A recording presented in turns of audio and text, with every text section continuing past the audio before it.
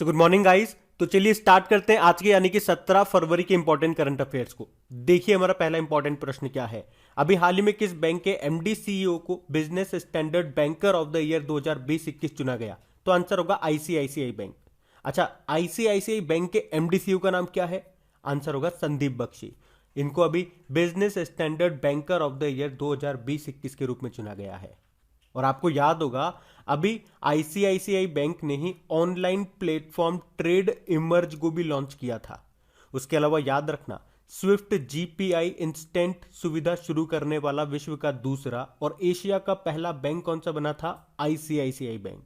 और ICICI bank का एक डिजिटल वॉलेट है जिसका नाम है पॉकेट। तो यूपीआई नेटवर्क से लिंक करने वाला पहला डिजिटल वॉलेट यही बना था पॉकेट। उसके अलावा याद रखना, फास्टैग जारी करने के लिए फोन पे के साथ समझौता करने वाला पहला बैंक कौन सा बना था? ICICI bank. और फास्टैग जारी करने के लिए गूगल पे के साथ भी समझौता करने वाला पहला बैंक कौन सा बना था? ICICI bank. जबकि देश की पहली कार्डलेस ईएमआई सुविधा भी शुरू की थी किसने? आईसीआईसीआई बैंक ने। और इसी तरह से आपको याद होगा, लोन अगेंस्ट सिक्योरिटीज ग्राहकों के लिए डेबिट कार्ड लॉन्च करने वाला भारत का पहला बैंक भी बना था आईसीआईसीआई बैंक। और किसानों की क्रेडिट योग्यता का आकलन करने के लिए सैटेलाइट डेटा का उपयोग करने वाला पहला बैंक भी यही बना था आईसीआईसीआई बैंक। तो ये सारे important points related to ICICI bank हम लोग करंट अफेयर्स में पढ़ चुके हैं, इनको ध्यान रखना। वैसे आईसीआईसीआई की फुल फॉर्म क्या होती है? Industrial credit and investment corporation of India. Headquarter मिलेगा आपको मुंबई में। एमडी सीईओ हमने कहा संदीप बख्शी हैं। और इसका टैगलाइन क्या होता है? हम है ना ख्याल आपका। अच्छा, एक प्रश्न अगर मैं आपसे पूछूं कि नोट गिनने के लिए रोबोट को इस्तेमाल शुरू करने वाला पहला बैंक कौन सा बना था? और उस रोबोट को कहा जाता है रोबोट आर्म्स। चलिए इस प्रश्न का उत्तर दीजिए, हम बढ़ते हैं आगे।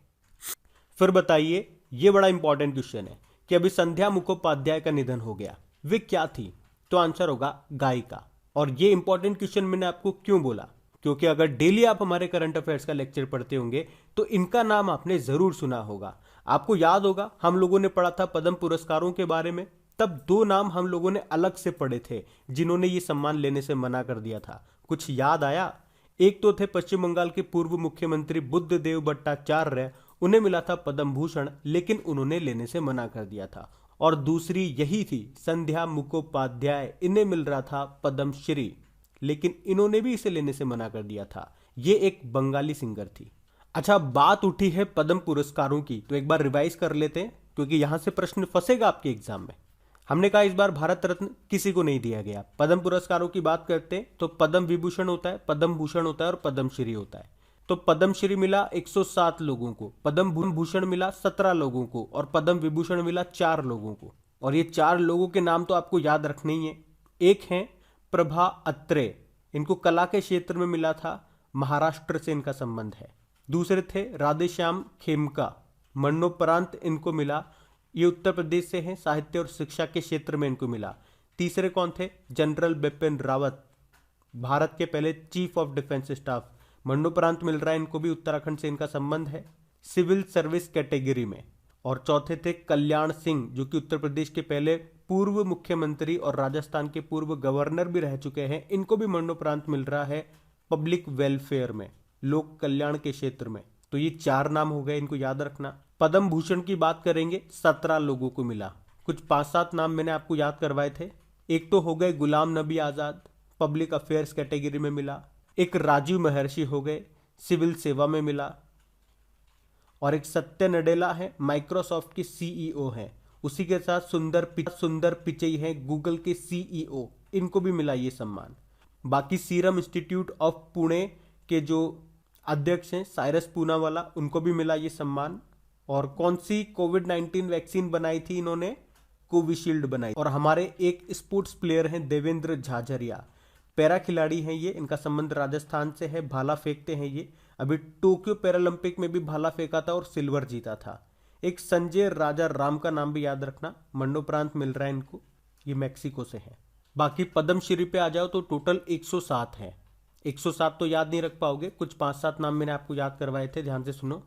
सोनू निगम को मिला, जो कि सिंगर हैं, कला के क्षेत्र में इनको मिला। अवनी लेखरा आप सभी जानते हो, स्पोर्ट्स पर्सन है। शूटर हैं ये, राजस्थान से हैं, टोक्यो पैरालंपिक 2020 में गोल्ड जीत करके आई थी ये।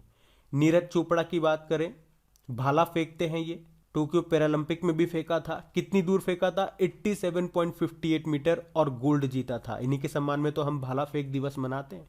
कमेंट बॉक्स में टाइप करके बता दो फटाफट कि भाला फेंक दिवस कब मनाते हैं। वंदना कटारिया को मिला, हॉकी प्लेयर हैं ये, और प्रमोद भगत को मिला, ये पैरा बैडमिंटन प्लेयर हैं, गोल्ड जीता था इन्होंने। इनके अलावा दो नाम मैं आपको और बता रहा हूं, और ये दो नाम हमने न्यूज में पढ़े थे। क्यों? क्योंकि इनका अभी निधन हो गया। एक तो है अमई महालिंगा नायक, इनका संबंध है कर्नाटक से। इन्हीं को सुरंग मैन या टनल मैन या वन मैन आर्मी भी कहा जाता है। और एक है बाबा इकबाल सिंह, ये शिक्षाविद और सामाजिक कार्यकर्ता थे, लेकिन अभी इनका निधन हो गया। ये 5 नाम तो मैंने आपको स्टार्टिंग में जब हमने पद्म पुरस्कारों की बात करी थी जब पढ़ाए थे, लेकिन ये 2 नाम हमने अलग अलग जगह करंट अफेयर्स में ही पढ़े हैं। ये न्यूज में थे, इनका भी निधन हो गया, तो यहाँ पे मैं आपको एक साथ बता रहा हूँ, इनको ध्यान रखना। बढ़ते आगे। फिर बताइए, अभी हाल ही में किसने पंचतंत्र पर पहला रंगीन स्मारक सिक्का लॉन्च किया? तो आंसर होगा वित्त मंत्री। वित्त मंत्री कौन है? निर्मला सीतारमण। अभी इन्होंने security printing and minting corporation of India limited के 70वें स्थापना दिवस के अवसर पर पंचतंत्र पर पहला रंगीन स्मारक सिक्का लॉन्च किया है। अच्छा, एक प्रश्न मैं आपसे पूछूंगा, अभी security printing and minting corporation of India limited ने कहां पर नई बैंक नोट प्रिंटिंग लाइन स्थापित की है? तो आंसर होगा 2 जगह पे, एक तो महाराष्ट्र के नासिक में और मध्य प्रदेश के देवास में। और अगर आपसे एग्जाम में पूछा जाए कि बताओ भारत में कितनी बैंक नोट प्रिंटिंग प्रेस है? 4 हैं, महाराष्ट्र के नासिक में, मध्य प्रदेश के देवास में, कर्नाटक के मैसूर में, पश्चिम बंगाल के सलबोनी में। और टकसाल कितने हैं? टकसाल जहां पे सिक्के बनते हैं वो भी 4 हैं, मुंबई, कोलकाता, हैदराबाद और नोएडा। अच्छा, अगर आपसे एग्जाम में पूछा जाए कि बताओ 2000 रुपए का नोट देखा है कभी? आप कहोगे हाँ देखा है, तो बताओ उसमें किसका चित्र अंकित है? मंगलयान का। 500 रुपए के नोट के ऊपर लाल किले का, 200 रुपए के नोट के ऊपर सांची का स्तूप, 100 रुपए के नोट के ऊपर रानी की वाव, 50 रुपए के नोट के ऊपर हम्पी मंदिर जो कर्नाटक में है तुंगभद्रा नदी के किनारे, 20 रुपए के नोट के ऊपर एलोरा की गुफाएं, और 10 रुपए के नोट के ऊपर कोणार्क सूर्य मंदिर। चलो आप बताओ कोणार्क सूर्य मंदिर ये कहां पर है, जिसको ब्लैक पैगोडा भी कहा जाता है?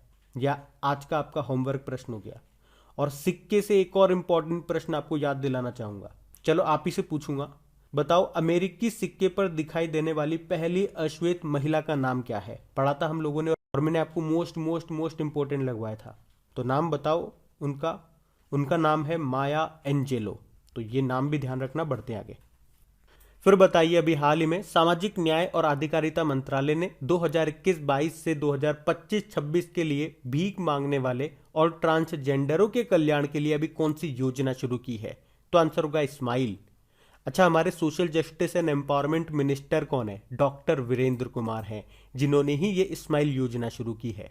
यहाँ पे स्माइल की भी फुल फॉर्म होती है support for marginalised individuals for livelihood and enterprise.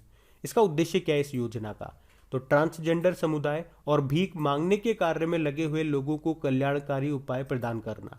तो मंत्रालय ने 2021-22 से 2025-26 तक 5 सालों के लिए जो योजना होगी उसके लिए 365 करोड़ रुपए आवंटित किए हैं। अब ये तो हो गई स्माइल योजना। एक संभव नाम से कार्यक्रम आपको याद होगा। एमएसएमई मंत्रालय ने उद्यमिता को बढ़ावा देने में युवाओं की भागीदारी को बढ़ावा देने के लिए संभव नाम से एक जागरूकता कार्यक्रम शुरू किया था। वैसे एमएसएमई मंत्री कौन है हमारे? नारायण रणें। एमएसएमई मतलब होता है micro small and medium enterprises. अब आप लोग मुझे बता दो एमएसएमई डे कब मनाया जाता है? और अगर डेली आप हमारे करंट अफेयर्स का रिवीजन वाला वीडियो देखते होंगे जहां पे हम डेली 10 इंपॉर्टेंट करंट अफेयर्स को रिवाइज करते हैं, वहां पे कई बार मैं आपको बता चुका हूं। अब आप बताओ। और उसी तरह से समृद्ध पहल भी आप लोगों ने सुनी होगी। नीति आयोग ने इस पहल को शुरू किया था, जिसका उद्देश्य क्या है? ग्रामीण और आदिवासी क्षेत्रों में कमजोर आबादी के लिए सस्ती और गुणवत्तापूर्ण स्वास्थ्य सेवा में सुधार करना इसका उद्देश्य था। अच्छा, एक प्रश्न का जवाब दो मुझे आप, अभी पाकिस्तान की पहली ट्रांसजेंडर डॉक्टर कौन बनी थी? तो आंसर होगा सारा गिल। और अगर आपसे एग्जाम में पूछा जाए कि अभी भारत सरकार ने ट्रांसजेंडर व्यक्तियों के लिए गरिमा गृह स्थापित किया था, कहां पे बताओ? तो आंसर होगा गुजरात के वडोदरा में। और भारत का पहला ट्रांसजेंडर कम्युनिटी डेस्क कहां पे खुला है? तेलंगाना में। उसके अलावा अभी ट्रांसजेंडर समुदाय को सभी सरकारी सेवाओं में 1% आरक्षण देने वाला पहला राज्य कौन सा बना था? तो आंसर होगा कर्नाटक। और पूछे अगर आपसे मिस ट्रांस ग्लोबल 2021 का खिताब जीतने वाली पहली भारतीय कौन बनी थी? बड़ा इंपॉर्टेंट क्वेश्चन मार्क करवाया था मैंने आपको, यह भी दिसंबर की बात है। तो आंसर होगा श्रुति सितारा। और देश की पहली ट्रांसजेंडर यूनिवर्सिटी कहां पे बन रही है? बताओ बताओ। उत्तर प्रदेश के कुशीनगर में। और अगर आपसे पूछे कि अभी ओलंपिक में हिस्सा लेने वाले पहले ट्रांस एथलीट कौन बने थे? तो आंसर होगा लॉरेल हबर्ड। इनका संबंध है वेट लिफ्टिंग से। अभी टोक्यो ओलंपिक की बात कर रहे हैं हम, ज्यादा दूर नहीं है। और ट्रांसजेंडरों के लिए एक डे भी हम लोग मनाते हैं, international transgender day of visibility, जो कब मनाया जाता है? 31 मार्च को। तो ये सारे इंपॉर्टेंट पॉइंट्स आपको याद रखने हैं। बढ़ते आगे। फिर बताइए, हाल ही में मेदा राम जतारा महोत्सव 2022 ये कहां पे आयोजित किया गया? तो आंसर होगा तेलंगाना में। एक्चुअली में अभी भारत सरकार के जनजातीय मामलों के मंत्रालय ने तेलंगाना में मेदा राम जतारा महोत्सव 2022 के लिए 2.26 करोड़ रुपए मंजूर किए हैं। तो 2022 में ये जो उत्सव है ये 16 फरवरी से लेकर 19 फरवरी 2022 तक आयोजित किया जा रहा है। और याद रखना, कुंभ मेले के बाद मेदाराम जतारा भारत का दूसरा सबसे बड़ा मेला है। तो मेदाराम जतारा ये देवी समक्का और देवी सरलम्मा के सम्मान में आयोजित किया जाता है। और इस उत्सव का आयोजन तेलंगाना का दूसरा सबसे बड़ा जनजातीय समुदाय कोया जनजाति के द्वारा इसको आयोजित किया जाता है। अच्छा, तेलंगाना में ही आपको याद होगा बोनालू त्योहार भी मनाया जाता है और बथुकम्मा उत्सव भी मनाया जाता है। और त्योहारों की उत्सवों की बात है तो कुछ और भी मैं आपको इंपॉर्टेंट रिवाइज करा दूं। असम में वाचुवा महोत्सव मनाया जाता है, जो कि तीवा या फिर लालुंग जनजाति के द्वारा मनाया जाता है। असम में ही आपको कामाख्या देवी मंदिर मिलेगा, जहां पे अंबुबाची का मेला लगता है। और मंदिर से याद आएगा आपको सबरीमाला मंदिर, जो कि है केरल में, जहां पे मकर विलक्कू त्योहार आयोजित किया जाता है, जहां पे मकर विलक्कू महोत्सव मनाया जाता है। केरल में ही अट्टुकल पोंगल त्योहार मनाया जाता है और ओणम फेस्टिवल भी यहीं पे मनाते हैं। जबकि पोंगल कहाँ पे मनाते हैं? तमिलनाडु में। ध्यान रखना, अट्टुकल पोंगल तो केरल में और पोंगल तमिलनाडु में। तमिलनाडु में ही आदिपुरम त्योहार भी मनाया जाता है। और त्योहारों का शहर किसे कहते हैं? तमिलनाडु के मदुरै को। और उड़ीसा में नुआखाई उत्सव मनाते हैं, छाऊ महोत्सव मनाया जाता है, कलिंग महोत्सव यहाँ मनाते हैं, रजा पर्व यहाँ मनाया जाता है। अभी बोईता बंदना महोत्सव हमने यहीं मनाया था। चलो आप तो एक प्रश्न का उत्तर दे दो, अभी किस राज्य ने जगन्नाथ रथ यात्रा को स्टेट फेस्टिवल घोषित किया था? तो इसका आंसर होगा पंजाब ने। ये याद रखना। बढ़ते आगे। फिर बताइए, हाल ही में भांग की खेती को खत्म करने के लिए किस राज्य ने ऑपरेशन परिवर्तन शुरू किया? तो आंसर होगा आंध्र प्रदेश। तो अभी आंध्र प्रदेश पुलिस ने भांग की खेती को खत्म करने के लिए एक विशेष अभियान ऑपरेशन परिवर्तन को शुरू किया है। इस ऑपरेशन का नेतृत्व आंध्र प्रदेश पुलिस ने विशाखापत्तनम में विशेष प्रवर्तन ब्यूरो के साथ किया। अच्छा, यहाँ पे 2 करंट अफेयर्स के क्वेश्चन मैं आप लोगों से पूछूंगा। पहला प्रश्न, बताओ अभी किस देश ने औषधीय उपयोग के लिए भांग की खेती को वैध किया था, लीगल किया था? तो आंसर होगा लेबनान ने। और अगर आपसे पूछा जाए निजी इस्तेमाल के लिए भांग को मंजूरी देने वाला पहला यूरोपीय राष्ट्र कौन सा बना? तो आंसर होगा माल्टा। अच्छा, आप तो ये बताओ अभी उन्नति प्लेटफॉर्म किसने लॉन्च किया था? दिल्ली पुलिस ने। और दिल्ली पुलिस ने ही अभया पहल शुरू की थी, जिसका उद्देश्य है महिलाओं और बालिकाओं को संपूर्ण सुरक्षा देना। और आपको याद होगा गृह मंत्रालय ने दिल्ली के सदर बाजार पुलिस स्टेशन को सर्वश्रेष्ठ पुलिस स्टेशन का दर्जा दिया था। और अभी एक आध महीने पहले की बात है, IPF स्मार्ट पुलिसिंग इंडेक्स 2021 आया था, जिसमें टॉप पे रही थी आंध्र प्रदेश की पुलिस। अच्छा, अभी दिल्ली पुलिस ने अपना पहला पॉडकास्ट भी लॉन्च किया था, किस्सा खाकी का, जिसका नाम है किस्सा खाकी का। और अभी असम पुलिस की पहली महिला महानिदेशक कौन बनी थी? वॉयलेट बरुआ। और अभी हमने पढ़ा था गुरुग्राम की पहली महिला पुलिस आयुक्त कौन बनी? कला रामचंद्रन। और देश की पहली महिला DGP का नाम भी बताया था मैंने आपको, कंचन चौधरी भट्टाचार्य। वैसे इनका निधन हो चुका है। और बताओ इंडियन कोस्ट गार्ड की पहली महिला DIG का नाम क्या है? नुपुर कुलश्रेष्ठ है। तो ये नाम भी ध्यान रखना, सारे इंपॉर्टेंट नाम है। बढ़ते हैं आगे। फिर बताइए हाल ही में फिक्की मीडिया एंड एंटरटेनमेंट की सह अध्यक्ष कौन बनी है? तो आंसर होगा ज्योति देशपांडे।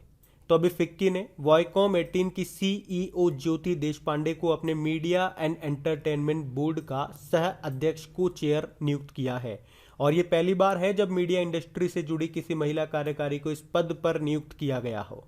अच्छा, फिक्की की फुल फॉर्म क्या होती है? Federation of Indian chambers of commerce and industry.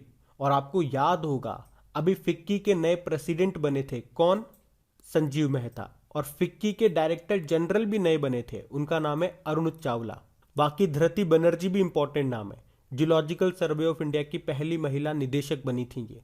और रेखा मेनन याद है आपको, नेस्कॉम की पहली महिला चेयरपर्सन बनी थी ये। और वैशाली हिवासे भी याद होगा फिर तो, ये बॉर्डर रोड ऑर्गेनाइजेशन की पहली महिला कमांडिंग ऑफिसर बनी थी। अच्छा, अगर आपसे पूछा जाए अभी असम की पहली महिला वित्त मंत्री कौन बनी थी? अजंता नियोग बनी थी। और बताओ इंडियन माउंटेनियरिंग फाउंडेशन की पहली महिला प्रेसिडेंट कौन बनी थी? हर्षवंती बिष्ट बनी थी। अब एक प्रश्न का उत्तर आप दे दो, अभी JNU जवाहरलाल नेहरू यूनिवर्सिटी की पहली महिला वाइस चांसलर कुलपति कौन बनी है? हम बढ़ते हैं आगे। फिर बताइए अभी हाल ही में अंतरराष्ट्रीय मिर्गी दिवस 2022 ये कब मनाया गया? तो आंसर होगा 14 फरवरी को। अब याद रखना ये हर साल 14 फरवरी को नहीं मनाया जाता, ये हर साल फरवरी के दूसरे सोमवार को मनाया जाता है, जो कि इस साल आ रहा है 14 फरवरी को। अंतरराष्ट्रीय मिर्गी दिवस, इंग्लिश में बोलेंगे तो इंटरनेशनल एपिलेप्सी डे। तो अंतरराष्ट्रीय मिर्गी दिवस ये मिर्गी के बारे में सही तथ्यों और बेहतर उपचार, बेहतर देखभाल और अनुसंधान में अधिक निवेश की तत्काल आवश्यकता के बारे में जागरूकता बढ़ाने और आम जनता को शिक्षित करने के लिए मनाया जाता है। अब एक बार रिवाइज कर लेते हैं फरवरी में कौन कौन से इंपॉर्टेंट डे हम लोगों ने मनाए। 1 फरवरी को भारतीय तटरक्षक बल का स्थापना दिवस होता है। 2 फरवरी को वर्ल्ड वेटलैंड डे, विश्व आर्द्रभूमि दिवस मनाया। 4 फरवरी को वर्ल्ड कैंसर डे मनाया। 8 फरवरी को सेफर इंटरनेट डे मनाया। 10 फरवरी को विश्व दलहन दिवस, वर्ल्ड पल्सेस डे मनाया। और 10 फरवरी को ही राष्ट्रीय कृमि दिवस, नेशनल डी वार्मिंग डे मनाया। 11 फरवरी को विज्ञान में महिलाओं और लड़कियों का अंतर्राष्ट्रीय दिवस होता है, international day of women and girls in science. 11 फरवरी को ही वर्ल्ड यूनानी डे मनाया। 12 फरवरी को राष्ट्रीय उत्पादकता दिवस, प्रोडक्टिविटी डे मनाया। 13 फरवरी को वर्ल्ड रेडियो डे मनाया। और 13 फरवरी को ही राष्ट्रीय महिला दिवस, नेशनल वुमेन डे मनाया। और अब 14 फरवरी को अंतर्राष्ट्रीय मिर्गी दिवस मना रहे हैं। तो फरवरी के सारे इंपॉर्टेंट डेज याद रख। अगला प्रश्न है 13 फरवरी 2022 को कृषि और प्रसंस्कृत खाद्य उत्पाद निर्यात विकास प्राधिकरण यानी कि एपीडा ने अपना 36वां स्थापना दिवस मनाया। इसका मुख्यालय कहां पर है? तो आंसर होगा दिल्ली में। अब देखो एपीडा की फुल फॉर्म क्या हो गई अंग्रेजी में? Agricultural and processed food products export development authority, जिसका उद्देश्य क्या है? कृषि निर्यात को बढ़ावा देना। और अभी 13 फरवरी 2022 को इसने अपना 36वां स्थापना दिवस मनाया। अच्छा, ये किस मंत्रालय के अंतर्गत काम करता है? वाणिज्य व उद्योग मंत्रालय, जिसके मंत्री कौन है? पीयूष गोयल है। अच्छा, कुछ इंपॉर्टेंट ऑर्गेनाइजेशंस के बारे में आपको बताऊं तो एक तो DRDO हो गई आपकी, जिसकी स्थापना होती है 1 जनवरी 1958 को, जिसके अध्यक्ष सतीश रेड्डी है। इसरो हो गई आपकी, जिसकी स्थापना होती है 15 अगस्त 1969 में, और अभी इसके नए अध्यक्ष कौन बने? S सोमनाथ। नाबार्ड की बात कर लें, स्थापना होती है 12 जुलाई 1982 में, अध्यक्ष हैं गोविंद राजुलू चिंटला। सेबी की बात कर लें, स्थापना होती है 1988 में, और अधिनियम कब आया? 1992 में, अध्यक्ष हैं अजय त्यागी। और अभी हमने पढ़ा था विक्रम साराभाई स्पेस सेंटर के अध्यक्ष कौन बने? S उन्नीकृष्णन बने। चलो इनमें से ही एक प्रश्न आपका और बन जाएगा, ये सारे ऑप्शन समझ लो आप। और एक प्रश्न अब आ रहा है, जीवा कार्यक्रम अभी किसने शुरू किया था? इसका उत्तर इन्हीं में से आपको मिलेगा। बताओ, हम बढ़ते हैं आगे। फिर बताइए मार्च 2022 में दक्षिण एशियाई क्रॉस कंट्री चैंपियनशिप और 56वीं नेशनल क्रॉस कंट्री चैंपियनशिप ये किस राज्य में आयोजित की जाएगी? तो आंसर होगा Nagaland. So South Asia cross country championship और 56वीं नेशनल क्रॉस कंट्री चैंपियनशिप का आयोजन 26 मार्च 2022 को इंदिरा गांधी स्टेडियम कोहिमा नागालैंड में किया जाएगा। और वैसे तो ये चैंपियनशिप पहले 15 जनवरी 2022 को आयोजित होनी थी, लेकिन अब मार्च में होगी। और ये टूर्नामेंट नागालैंड में पहला अंतरराष्ट्रीय एथलेटिक्स आयोजन होगा? कहाँ पे होगा? नागालैंड में। तो ये रहा मैप में नागालैंड। कैपिटल इसकी कोहिमा है। मुख्यमंत्री नेफ्यू रियो हो गए। और गवर्नर कौन है? पहले गवर्नर थे RN रवि, जो तो तमिलनाडु में चले गए। अब जो असम के गवर्नर हैं जगदीश मुखी, उनको यहाँ का एडिशनल चार्ज दे दिया गया।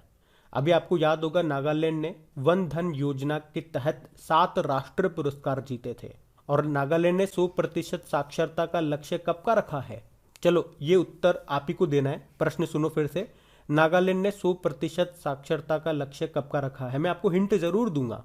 इसकी हिंट होगी आपकी जब तक भारतीय रेलवे ने लक्ष्य रखा है अपने आप को पूरी तरह से ग्रीन एनर्जी पर चलाने का।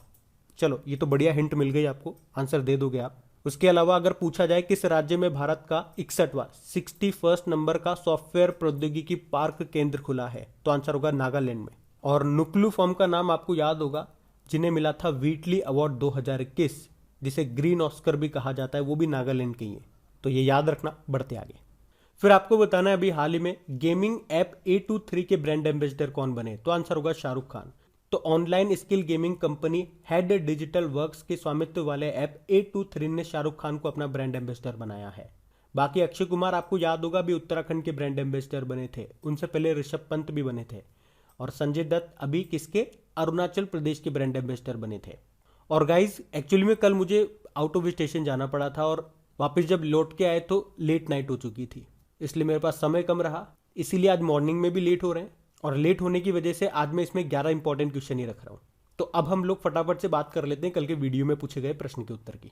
तो कल के वीडियो में आपसे पूछा था जनवरी महीने के लिए किसने ICC men's player of the year चुना है? तो मेंस में बात करेंगे तो आंसर होगा कीगन पीटरसन, जो कि साउथ अफ्रीका के हैं। महिलाओं में बात करेंगे तो हीथर नाइट, जो कि इंग्लैंड की कप्तान है। आप सभी ने प्रश्न का उत्तर सही दिया है। और आपको बता दूं इन सभी क्वेश्चंस का क्विज भी बना करके अपलोड कर दिया गया है आपकी क्रैक एग्जाम एप्लीकेशन पे, तो वहां जाइए और सभी क्वेश्चंस का अच्छे से टेस्ट लगा लीजिए, इनका रिवीजन कर लीजिए और वहीं पे आपको इसकी PDF भी मिल जाएगी। और एक बार फिर से याद दिला दूं, सेशन को लाइक नहीं किया है तो लाइक जरूर कर देना और अपने दोस्तों के साथ में जो भी आपका व्हाट्सएप या फेसबुक ग्रुप हो गया या जैसे भी आप करना चाहें प्लीज सपोर्ट जरूर कर देना।